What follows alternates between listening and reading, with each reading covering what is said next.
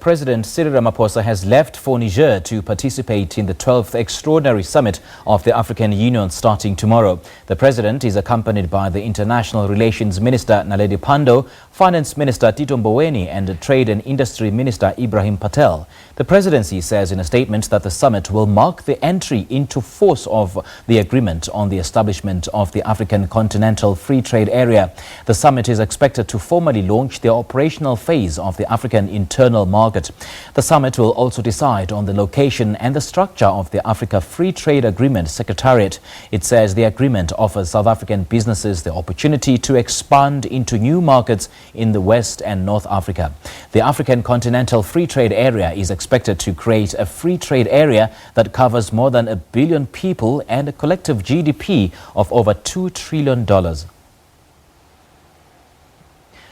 Well, to tell us more on what the African Continental Free Trade Area means for the countries on the continent, I'm joined on the line from Niger by Liesl Louw-Vaudran, the Senior Research Consultant with the Institute for Security Studies. A very good evening to you, Liesl. Thank you so much for joining us. Let's look at this summit tomorrow. What will it entail and what's expected to be discussed there?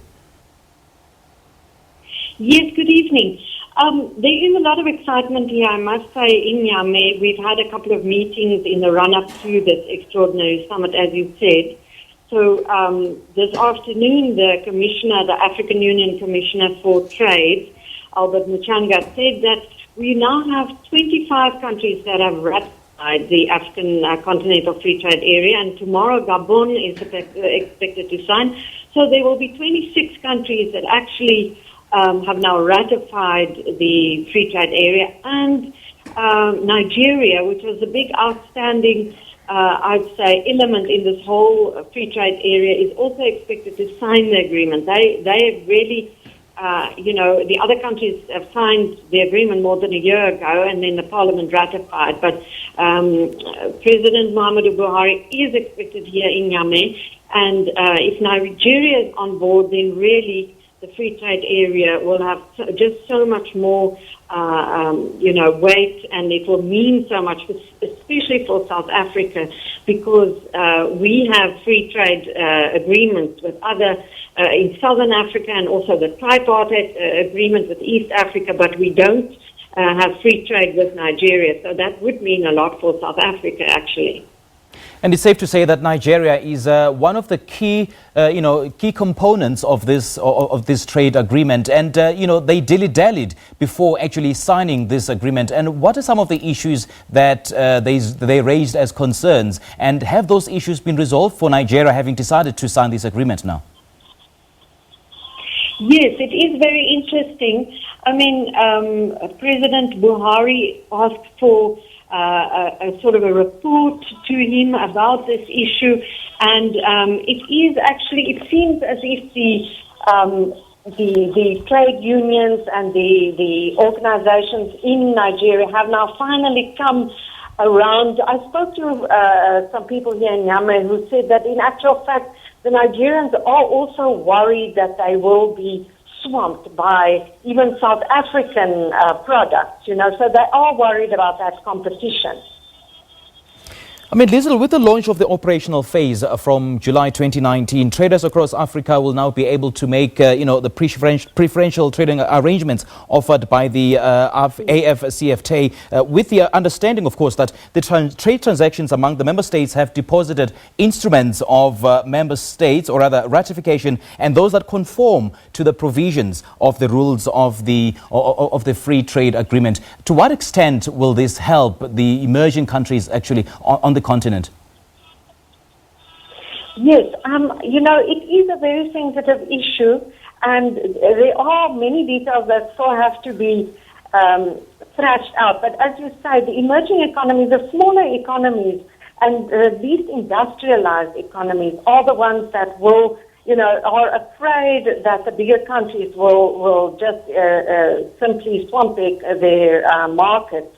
And so I spoke actually this afternoon with the former Minister of Trade, Alec Owen, who is also here, from many years ago, and he said that there is a responsibility of bigger countries to help the industrialization and to encourage the value chains, etc. So the smaller countries really need to be integrated into these markets, and that is going to be challenging forward.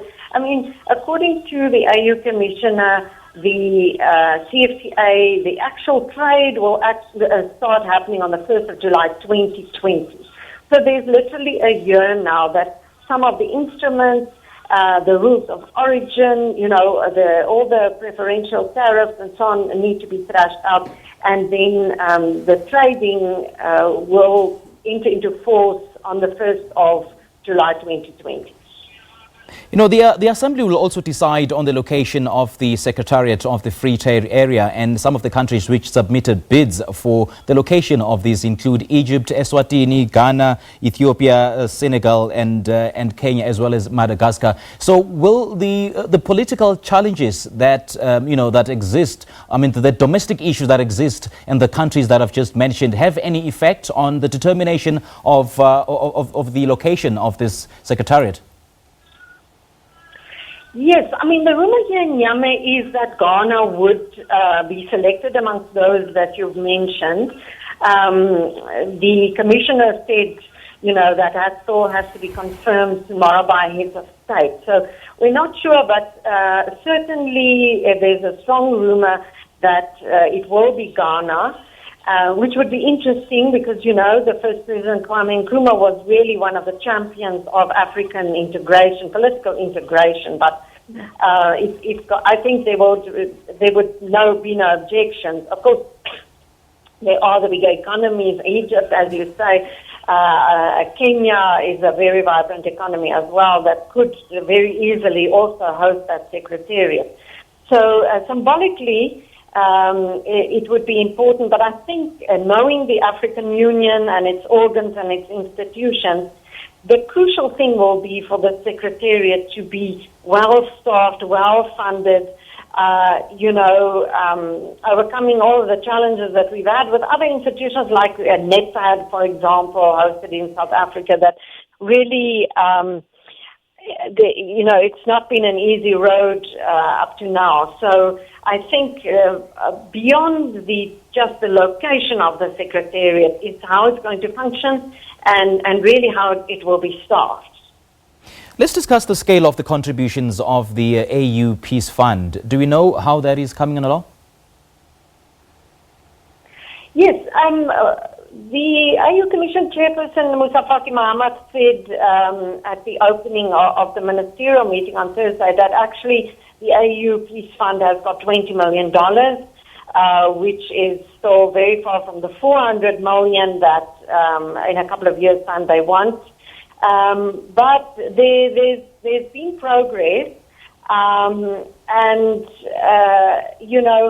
when it comes to the budget of the AU, they also looked at the 2020 budget, and from what we can see, there's going to be still a request for about 60% of the AU budget to be funded by partners, and that's, of course, one of the things that the AU really has been trying to avoid or minimize the actual outside funding of the AU. So the Peace Fund, it's controversial because African countries feel that peace and security, fighting terrorism and the big AMISOM, African Union mission in Somalia and so on, is also an international responsibility. So the UN Security Council should also fund, the actual very, very extensive peace operation. So the Peace Fund, how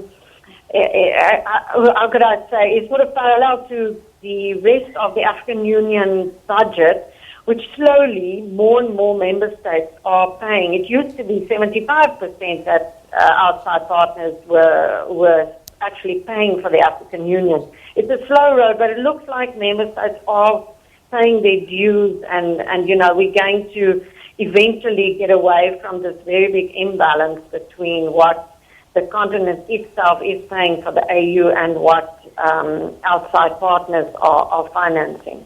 And it will take collective, collective responsibility and collective amalgamation of all the member states to achieve what it just articulated. And isn't it concerning that only 22 out of the 55 AU member states have signed this accord because it will positively affect all countries on the continent? Yes. As I said in the beginning, the 22 was needed to ratify, so we got that on the 30th of May.